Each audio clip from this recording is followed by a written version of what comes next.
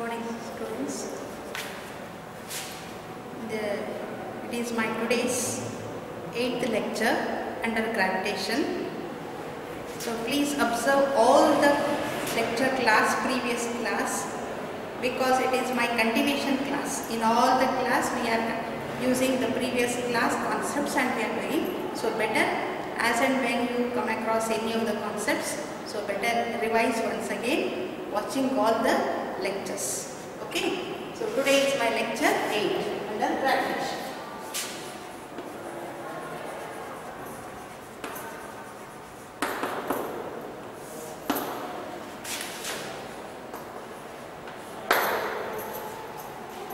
Hope you understand the one characteristics of gravitational force. In the last class we have learned what are the important characteristics under gravitational force and have mentioned as many as points. You may feel why madam has said as many as points, but please remember, as you come across any of the competitive exam, if you read this, if you come across all these points, if you just glance once all these points, it will be very useful for your any of the competitive exams. You need not worry, it is only restricted for Karnataka CET, maybe COMEDK or any other. It will also come across for any competitive exams like NEET, JEE or any other competitive exams. So better if you just glance once, it is enough. Hope also I said in the last class the one points under which if you come across under theory paper, maximum question point is only they'll ask for 2 mark, 2 points. Among those, if you remember any 2 points, it is enough to explain the 2 points. Sometimes they'll ask mention the 2 characteristics of gravitational force. This is the only possibility under theory paper. But in the one competitive exams like objective type questions, you had to glance all the points and you had to remember them, and you can also go through the answers very clearly without any mistakes. Okay. In the last class I have explained nearly 17 points. Hope you will remember gravitational force. It is where you can say it is independent of the medium. Also I said gravitational force is the weakest force. Gravitational force is a long range force where gravitational force is holds good for true point masses. At the same time I said it obeys inverse square law, where I did not highlight in the previous class, but remember, you just remember one more point is inverse square law. And also we have learned gravitational force is a conservative force, gravitational force is a central force, and also we have learned it is obeying, that is where gravitational force explains the concept like universal gravitational constant. It is does not changes for the nature, size or mass of the body. It is independent, hence it explains where it is a universal gravitational constant, where capital G itself explains it is universal. Okay, it is independent for nature, size, mass, everything. Okay. At the same time, I said about it explains about the symmetrical bodies, and also it explains about the one symmetrical bodies. At the same time, I said in the previous class there are 2 points under symmetrical points. I'll tell you now. At the same time, you just remember the last point I have highlighted, where it is the one principle of superposition. Before that I said one more point, it has unifying nature. I said it has a unifying nature. Okay, and also it will be having the concept like it obeys central forces, right? All these points, and also I have explained some points under the one central force, where I said about the torque as well as the one angular momentum. So please go through all the things very carefully. Now I just go for the last point, which is the one principle of superposition, where I said I have highlighted the point, but let me explain what is principle of superposition. You come across in physics, in all branches of physics, you learn this principle of superposition, but today we are learning about gravitation. Depending on gravitation, I will explain the one superposition principle. Okay, so let me explain the one point, superposition principle.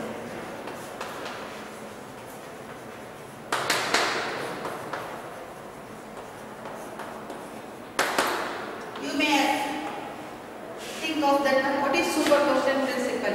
Already you know, as many there are earlier to explain the gravitational force, we require two particles or maybe two bodies. So always there will be these two bodies or these two particles. If they are separated by some distance, there arises a force of attraction between them. Always these bodies or particles will be having mass. As and when they possess mass, there will be an attraction, due to which we have learned gravitational force. But by chance, if you have more than two particles, if there are several particles in the space, naturally if there are several particles, more than two particles, at that time we take the help of superposition principle. So instead of two particles, if there are several particles, we take the help of superposition. Let me tell you what is the one superposition principle. For example, if you have the one mass is here, let me say I have one mass m1 and one more mass which is m2 here. This is the one mass which is m2. Let me say one more mass which is m3 here. Okay, let me say one more mass here which is, this is m4. So we have, as more than two bodies, we have two masses, two particles I can say. If more than 4 also I can extend. So for your convenience, I just write here the one which is mn. So this is the nth mass, nth body, nth particle I can say. So this is the one first particle which is at this position. I can say the one first particle is at this position. This is m1. And now here it is m2, m3 and m4. Let me write this is m4. Still we have as many in all 7 directions we have this. Okay. So when I say this condition, if these two bodies attract each other, then there arises a force of attraction. So at that time I can write this is F12 because the first body is attracting to the second body. So naturally there exists a force of attraction between the first body and the second body. Hence I can write F12.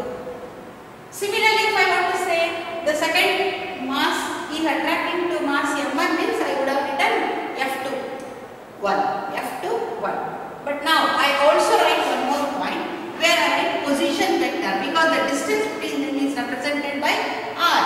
But here since I have two bodies, I write here r21. This we have learned under vector form concept.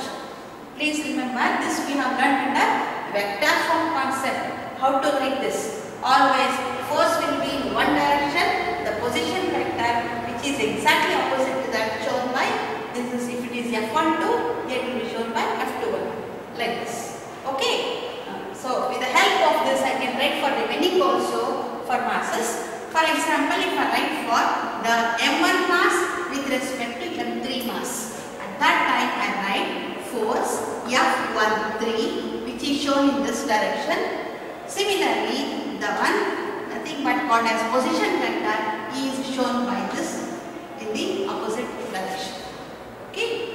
Similarly, if I have this one, the mass m1 and mass m4, and naturally there arises a force of attraction between them where I write F14. And what about this? Here I write this is R1, that is R41. I think you have followed in all the things. Okay. Can you tell me what is this here? So for this you can say if this is the mass m1, this is mn here. At this position I can say the force will be acting as F1n like this. Naturally by looking all these things you can also explain here the position vector is Rny. Right? This is what you can observe here. So as you observe this one, the nothing but called as the mass m1 is at this position and here m2, m3, m4 and mn. So you have observed that as many as the one masses are there, bodies are there, nothing but particles are there. So there are several particles. For these several particles we apply the one superposition principle. So I can explain you if there are instead of several particles, the gravitational force of attraction between two bodies will be always having mutual attraction between them, right? And due to these two bodies, so at the same time you can write for remaining things. Now let me state the superposition principle. The total gravitational force, completely, the net, the resultant gravitational force I can say. I can also say the total gravitational force, or I can also say the net gravitational force. So let me write the net gravitational force in this represented by, this is for this one, F1. So the net, let me just write the statement. The net gravitational force is always, you can explain, it is acting at a point, at a given point, particle, where it is always, it is the sum of all these forces acting in it. So all these forces acting with the one gravitational force. Okay. So the one total resultant force, gravitational force, is always equal to the sum. What do you mean by sum? You are adding all these forces. The sum of the gravitational force which are acting in it is said to be called as the one superposition principle, or you can say the one gravitational force exerted by those other particles, I can say. Okay. So the total, or you can say the total gravitational force. The total gravitational force is equal to the sum of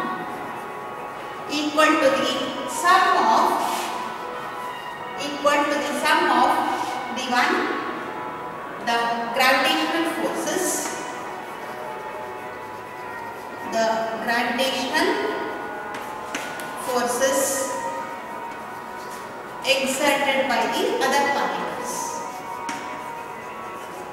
exerted by the other particles. Okay. So please observe, have written the sum of XP, they will always exert the one other particles by. What is the one? The sum means this is F12, F13, F14, like this we have. So we just add them. For that we call it as the sum. This is sum. What is the total? Total I represent by F1. So I can write the total force F1. Here for this, the total force F1 is always equal to the sum of the gravitational force exerted by the other particles. So I write this is F12. First one, let me take this F12 plus, because I have written sum here, so I write plus. What is the next one? F13 plus. What is the next one? F14, like this. So I have up to how many? Up to the one plus F1n. So I have taken n number of particles in this, due to which I have written like this. Since I have written dotted means still there are some other forces are there up to the end of, that is F1n, up to end number of the forces, right? So this is what they write. Now if I write the expression for this one, you already know in the previous class where we have learned for F is equal to minus G m1 m2 by, according to the vector form I should write here. So if I write this as F, where F is equal to G m1 m2, that is in terms of, suppose if I take that is r square. Here if I write, and if I write for this is the one formula we have. If I write in terms of vector form, that is at that time, and write this is the unit vector, like this. So like this we write this one. For example, if there are two bodies like F1, 2, at that time we substitute the values. Is it clear? So at that time I can write for this as where, here I can write it as, this is for example, so this is the expression we can take the help of this. For this, if I rewrite here, F1 is equal to, here I have written minus. Last class I said, when this is the one, the weakest force. The gravitational force is the weakest force. At the same time, the gravitational force where it is always, there is a force of attraction between them. So always it attracts, attractive in nature. As and when there is an attractive, then naturally we say it will be always having the one negative force. What do you say? It is always expressed in negative. So force is said to be negative, we say. So whenever there is an attractive nature, because their masses are there, due to which always there is an attraction in the gravitational force, because of this always the force can be expressed as negative. So we write minus. Okay. So this is what you know from the last class. Now let me write here for this F12, I just write minus G here M1 M2 divided by, this is R square we have, but here I write F12, it is the one position vector is R21, where I write R21, due to which I can write like this. This is what for the first one, where I can write like this. Okay. For example, if I write in terms of, this is for the first particle I said, this is the for the one F12 we have position vector. So for this force will be always acting in this, nothing but this is F.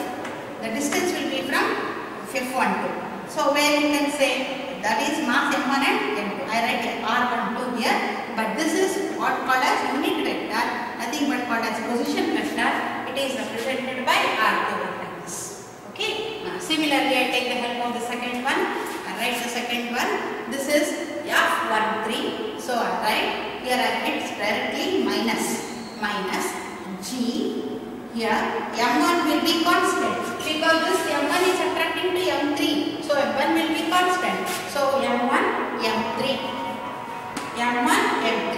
This will be divided by, this is R1 3. Here it is R 3 1, which is the one position vector we have for this. Okay. Right. Next, minus G M1. Here the first next number is, this is 4. So I write G M1. The next number is 4. I write M4 divided by, here it is R1 4 square. Here I write R41. This is the one position vector. I can write in terms of this. I can also write with unit cap. Also I can write like this. This is also the form I can write. I can also express like this also. So you need not worry. You can also write with a cap also. This is the one way you can also write. You are ready to write like this. Okay. I can also write like this. Next, the last, I just write like this, where it is minus G M1 Mn divided by R1 N square. Here I write Rn1. This is cap. Alright. So this is how we write for the expression. Now if I rewrite this one, in this you can observe in all this where you are ready to write the constant common is G and M1 is common. So I can take it outside, I can write this as it is like this, where I write F1 is equal to minus G M1. I will take it out because in all we have minus. I will take it minus out. G is also common and M1 is also common. And now if I rewrite this one, here the first one will be M2 divided by R12 square. This is R2 1 cap. Now already I have removed minus outside, so I write plus. Okay. Alright. So this can plus into minus means again it will become minus. So you need not worry. Here M3 divided by R13 square. Here this becomes R31 cap. Okay. Minus, this will be minus is outside, so I write again plus. So I write M4 divided by R14 square. Here it is R41 cap. So I can write like this up to here. At the end I can write this is Mn by R1n square. This will become Rn1 cap. Like this. Okay. So I'll just complete this bracket. So this will they are nothing but the expression for the one superposition principle. So please observe. Sometimes you will get this in objective type questions. At that time, just you remember the one superposition principle explains for more than two particles, more than two bodies. Whenever you have more than two bodies, at that time we are taking the help of superposition principle. What does it explain? Nothing it will do. It will just sum all the value. It will give the net gravitational force, or you can say the total gravitational force. Whichever you feel comfortable, you can say. You need not write only the net or maybe whatever you can say. The total gravitational force or the net gravitational force is always equal to. It is always, you can say, compulsory. It is always equal to the sum of the gravitational force exerted by the other particles.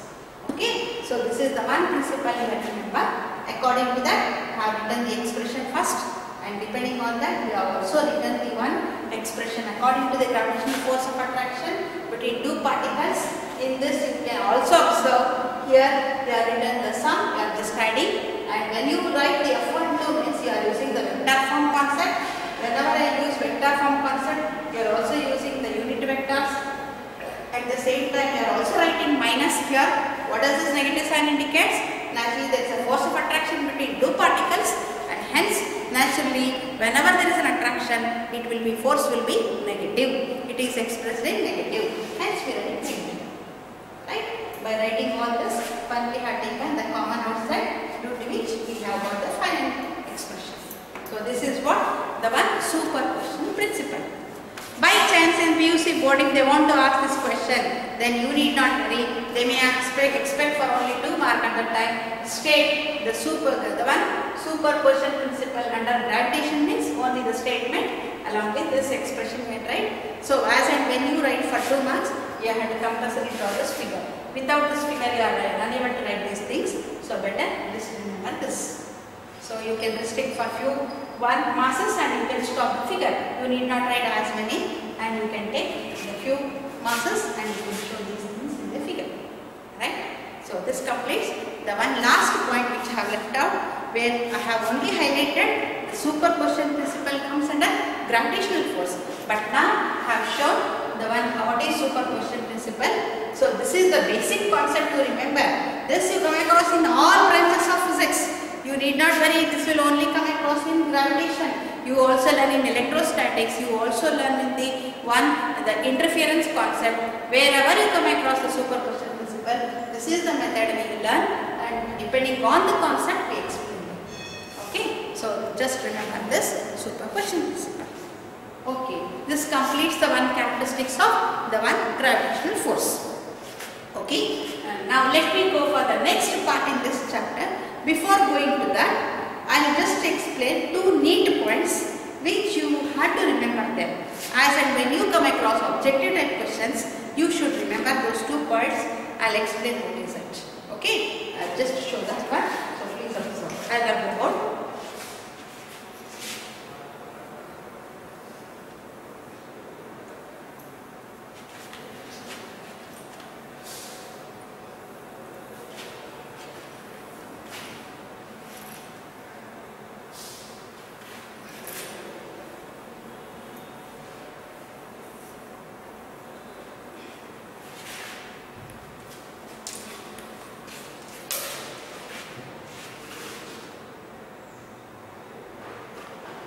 So if you have a spherical shell, so the hollow spherical shell, so the gravitational force of attraction between the one hollow spherical shell, in which I will explain 2 points, in which the one point, I can say a one point mass which is situated inside the one hollow spherical shell.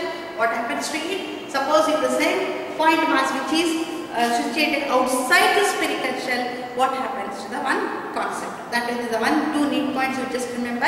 Very simple points.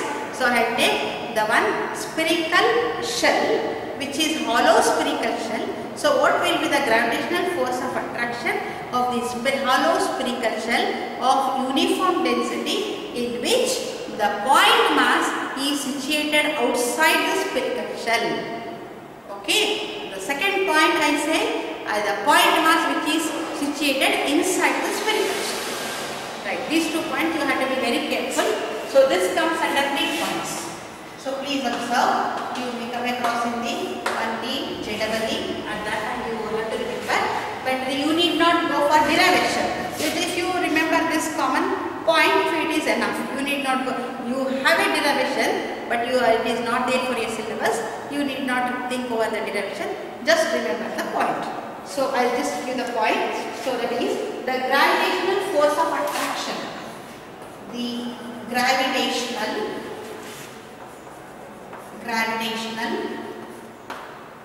force of attraction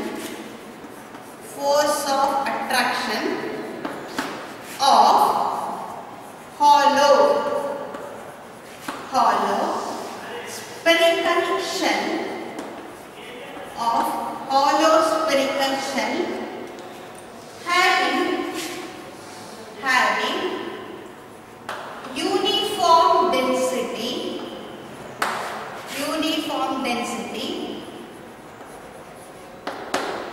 in which uniform density and a point mass. I am using the hollow spherical shell and a point mass. Okay, point mass situated outside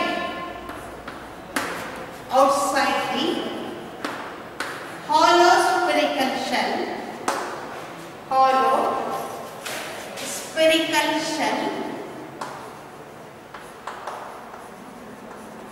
hollow spherical shell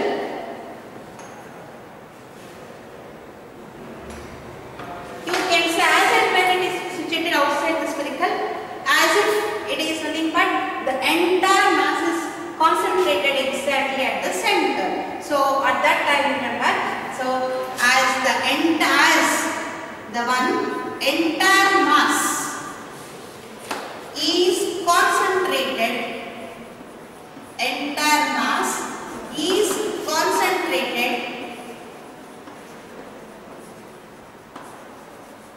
at the center of the spherical shell. You can remember. So this is one point you have to remember. The entire mass is concentrated at the center. At the center of what? At the center of this spherical shell. At the center of the shell, I can say. Very simple. I can write at the center of the shell. So what do you mean by this means? If you have the one, there is a force of attraction between hollow spherical shell and a point mass, I said. So as and when this is the hollow spherical shell, a point mass which is situated outside means what happens? From all direction, the force will be acting on this. So naturally the forces will be acting on this. So from all sides. So what happens here means, as and when it is acting on this spherical shell, the point mass will be always having two types of the one forces which will be acting in two directions. That is acting perpendicular to one force, and another one will be acting parallel to this. Nothing but parallel means along the line joint, and perpendicular forces are also acting on this. As it is that perpendicular forces are acting on this, naturally they will be acting in opposite direction, due to which they cancel out. But the remaining, whenever you take the net force, at that time only the one forces which are lying along the line joining the centers will be remaining, due to which the whole mass will be, that is, you can say the entire mass, I have written twice, the entire mass is concentrated at the center of the shell. So naturally, the sum of all the forces which are acting along the line joining the centers will be acting here, due to which the whole mass is concentrated exactly at the center. This is one point you have to remember. Okay. Similarly, I take the second figure. At that time, second point, what I just want to say is, second point in this, the gravitational force of attraction, same point is slightly different. The gravitational force of attraction the gravitational force of attraction of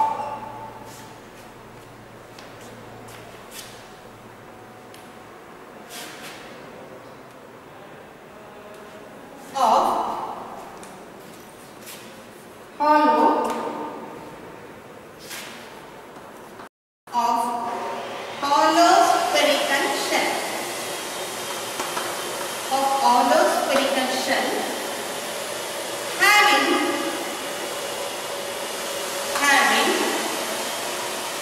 uniform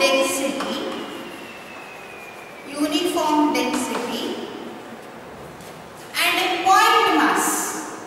a point mass situated at the center of the spherical shell. So please observe, I have taken the second condition in which the gravitational force of attraction of hollow spherical shell and having uniform density and point mass. Here also I have taken the same condition. There is a hollow spherical shell, then there is a force of attraction. Here also point mass, but that point mass was outside the shell. Here it was the point mass. But here in this condition, I have taken hollow spherical shell and the point mass is located exactly inside the shell. And this hollow spherical shell is having uniform density. Naturally, what happens here? The one forces which are acting in this always from different directions. Forces will be acting here, due to which always all their net force will be acting here. Therefore, at this position, the net force acting on this will become 0. So you can say here the entire mass is concentrated at the center of the shell at the previous point. But here what happens? The point mass is situated inside the one. Naturally, the point mass whenever it is inside, the one spherical shell is 0. This point you will remember. Means from all directions the forces will be acting. Naturally, the net force will become 0. As and when the forces which are at the center, then the point mass which is at center, naturally they always will be nullifying each other. They will be cancelling each other. Finally, the resultant force becomes nothing but here it is 0. So remember, so force of attraction of hollow spherical shell, point mass, two conditions. One which is outside the spherical shell, one which is inside. Whenever it is outside the spherical shell, so naturally the entire mass is concentrated at the center of the shell. Here naturally what happens? The one point mass situated whenever it is here, then naturally the entire mass will become concentrated exactly, means here it becomes 0. So the one you can say the net force will become 0. Here the answer is 0.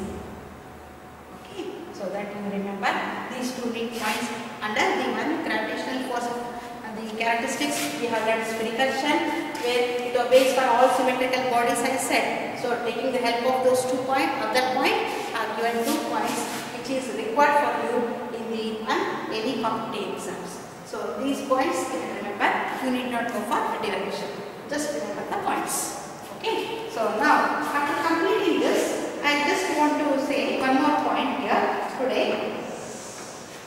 So this we have learned the characteristics. Now let me highlight. You have come across 2 types of masses. Let me tell you what are the 2 types of masses. So just remember them.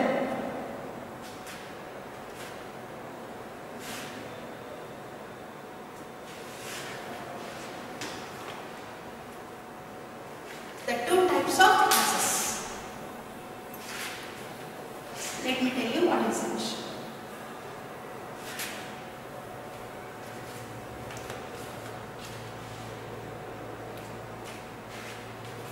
One I call it as inertial mass. Please observe, this is inertial mass. Another I say gravitational mass. Gravitational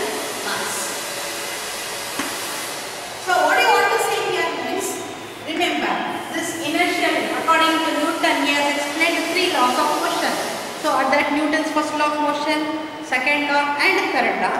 So that was explained by Newton itself. This gravitational force of attraction also was explained by Newton. So he has explained two types of masses. One according to the Newton's laws of motion, where using inertia concept he has said. Another by using force of attraction due to gravity, he has explained gravitational mass. So both are explained by the same scientist by name Newton himself. So according to him, the mass by virtue of inertia,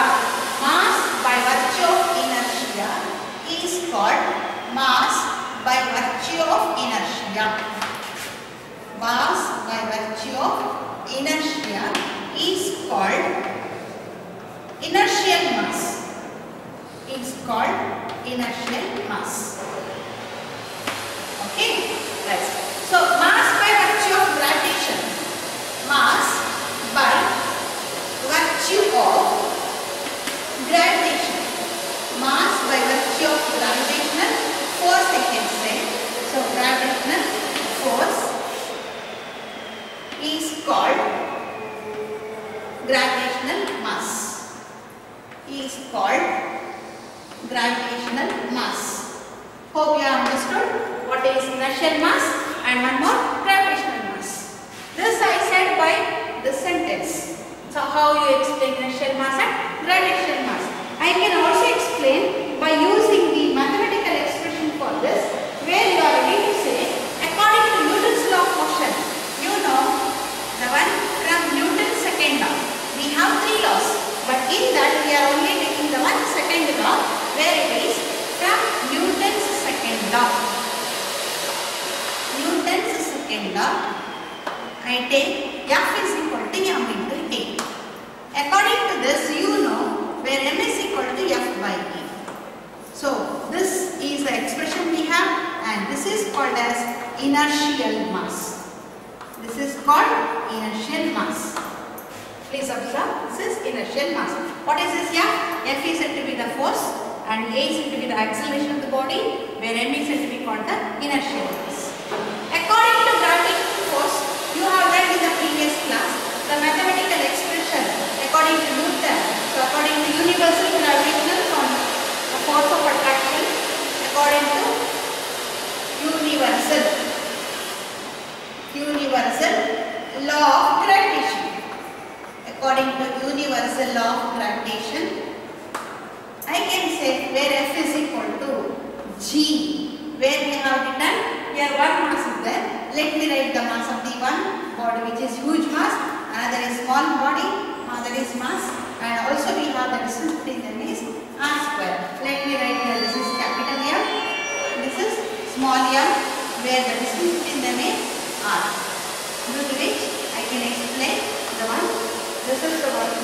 According to this I can write for m, where I can write m is equal to where m r square divided by capital G m. What is this called as? This is called gravitational mass. Gravitational mass. Okay. What is this capital M? This is, let me say, if I take one is the one planet, another is the Earth. So the one naturally there is a force of attraction between planet and Earth. At that time I say mass of the Earth. This is the mass of the planet. So nothing but the body I can say. Here also we have taken the body, due to which we have to write this is small m. What is this capital M? This is according to the one mass of the Earth I can say, or huge mass I can select depending on that I have written. So what is this gravitational mass? It is represented by that expression.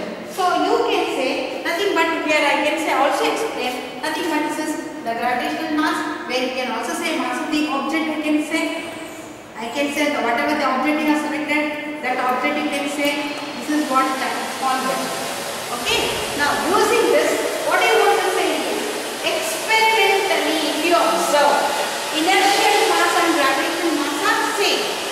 Experimentally we say both are equal, we say by using this formula whatever you get same mass, that is also we are getting same mass. But here experimentally I can say inertial mass is equal to gravitational mass. gravitational mass. This is what by experimentally you calculate also you come across the same concepts and you say experimentally inertial mass is equal to gravitational mass. But actually they are not same. Actually inertial mass is not equal to gravitational mass. So actually I can say inertial mass is not equal to the one, is not same I can say, is not the same, is not the same as gravitational mass, is not same, I can say is not same, I can write it is not same. This is one I can remember. I can tell you experimental inertial mass is equal to gravitational mass, but this you can calculate, you can get the same answer here also by using this, but here the actually inertial mass is not the same as gravitational mass. So this point you have to remember. Okay. So according to the one Newton you have learned inertial mass, this you learn under Newton's laws of motion, you will come across all these things. At least you might be knowing the Newton's second law. By the help of this you can remember this mathematical expression. Here by using gravitational, that is universal law of gravitation, we have learned in the previous class itself. This by using this we know this. So today you just came to know both actually they are not same, but experimentally when you write mathematical expression, finally when you calculate it will be same. So this is what you have to remember in this. Is it clear? So this completes the regarding gravitational force of attraction between the two bodies, whatever we have learned in the previous class. Depending on that we have learned characteristics. We have also learned the differences between these two, everything. Okay. So now this completes the first part of this where you can remember the gravitational force. Okay. Also in the previous class we have learned one experiment, also the cavitation experiment. Now let me go for the next part in this chapter where we come across the one called as acceleration due to gravity, which is a new concept where I will explain the acceleration due to gravity. Okay, so that is one point and remember here. So let me tell you the next one we come across the acceleration due to gravity.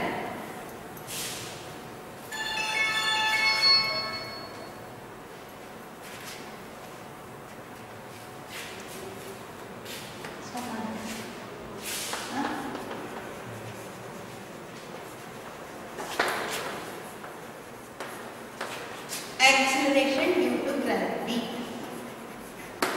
So before going to this headlines, let me tell you what is gravitation first. This is gravitation. Let me highlight you once again.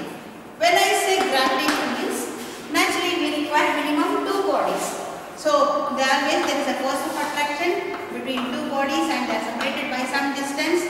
So here we have two bodies and there is a separation. So naturally there is a force of attraction between two bodies. At that time we say this is the gravitation. This you come across in the universe any two objects. So in the universe you come across any two objects. Any two objects, but you also know one must be huge. Similarly, the two must be huge also may be huge or maybe one might be the one bigger one. If it is one is bigger, another is smaller, always smaller will be attracting to the bigger one. Those concepts you know here. So there is a force of attraction between two bodies. At that time we say the force of attraction between any two objects explains the gravitation. But if you come across gravity, here I explain about the force of attraction between two bodies also, two objects. Here the force of attraction between two objects. Between two objects here also. Objects, but one of them must be,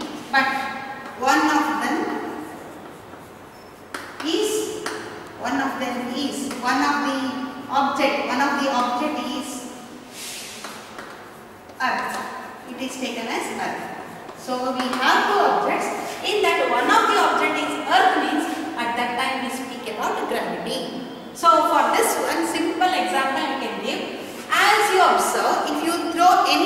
object about, if you throw up, naturally it will fall to the ground. So due to what?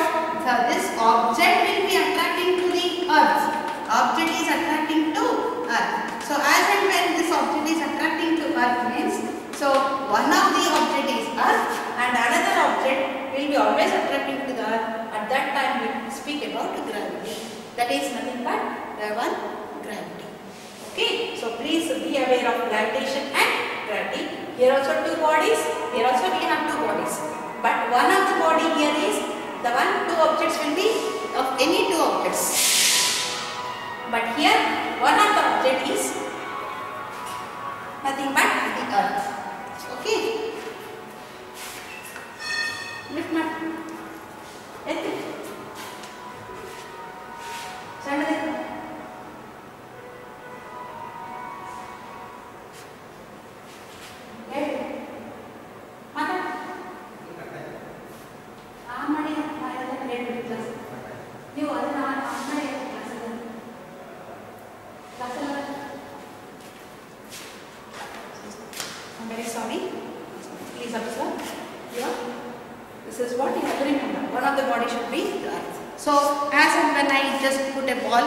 towards the ground, maybe chalk piece to the ground.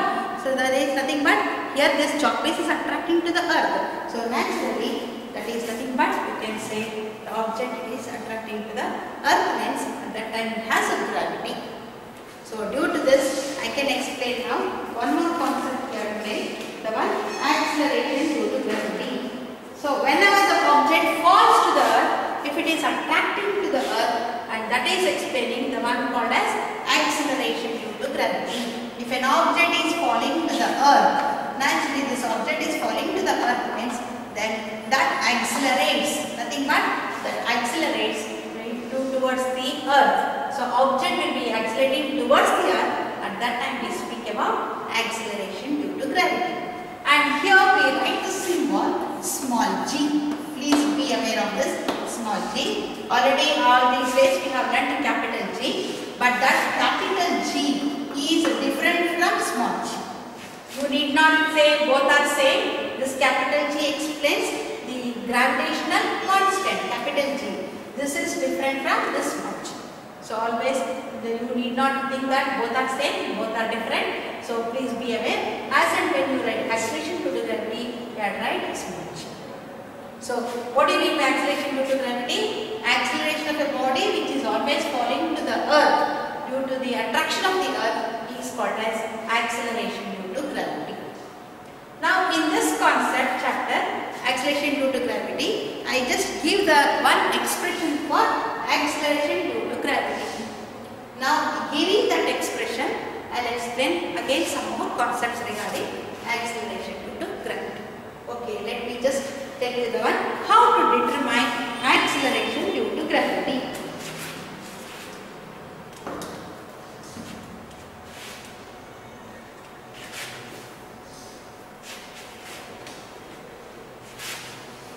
Determination. How to determine determination of this acceleration, determination of acceleration due to gravity. Acceleration due to gravity. So please observe. Now determine how to determine this. I give the mathematical expression. After giving this, I will explain you how you will get the one question in the paper of different types. You can say of two different types. So acceleration of the due to the gravity. What do you mean by this?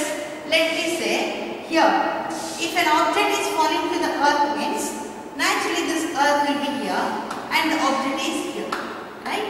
So always the small body is attracting to the one huge body. So let me say this is the earth. This is nothing but earth. This is our object. Nothing but the object. Okay. For your convenience, I write this mass of the earth is m. For this object, I give the one small object, it is m. And this object is attracting to the earth always exactly at the center of the earth. So always all the objects are concentrating to the exactly they are attracting to the center of the earth. So this is what we have here, right? So let me say from here distance is r. So we have, there is a force of attraction between the earth and the object, due to which according to gravity, that is universal gravitational constant. You already know this was explained by Newton. According to universal gravitation law, you are ready to say when F is equal to G, that is capital G, capital M, E, and one more object we have, this is small e, M, and this the distance between them is r square.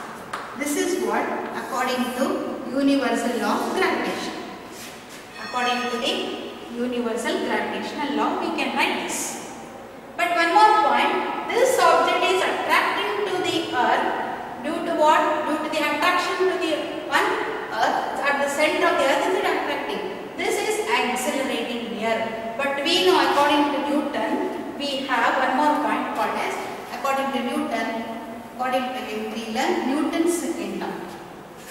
So from Newton's second law, we know F is equal to M into E. What is M? M is said to be the mass and F is said to be the force. A is said to be accelerating. Since our object is accelerating towards the earth, all the objects are attracting to the earth means it explains acceleration due to gravity. Therefore, I replace A by G here, due to which I rewrite the formula as F is equal to M into G. So this is what we can write according to the Newton's second law using this concept. But we know according to Newton's second law, F equal to M into A. Since our object is attracting to the earth, naturally this is accelerating towards the earth. Therefore, it is called as acceleration due to gravity. Hence, we write F equal to mg. So let me write, this is equation number 2 and this is equation number 1. By just equating 1 and 2, by equating equation 1 and equation 2, we get, that is equation 1 is there, here also equation 2, here is F, there is also F. So I just equate these two terms. Now let me write G, capital M, small m, capital M E by into M divided by r square is equal to M into G. Let me say this is the mass of the object, this mass of the object gets cancelled. Therefore, finally we get where G M E by r square is equal to G. So this is the one expression you come across for this acceleration due to gravity. So by using this, you can say how to determine the one acceleration due to gravity. So you have every chance to get in the exam determine the acceleration due to gravity.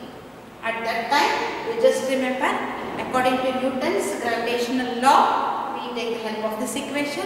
According to the one Newton's second law, we take this equation. How do you take this?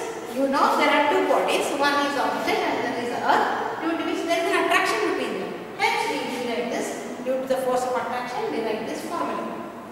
Since the object is attracting to the earth, naturally we come across the one it is accelerating to the earth, hence we call it as acceleration due to gravity. Therefore, we write F is equal to M into G. That you know how it does this by replacing A by G using Newton's second law. By equating 1 and 2, we get this. So what does this relates?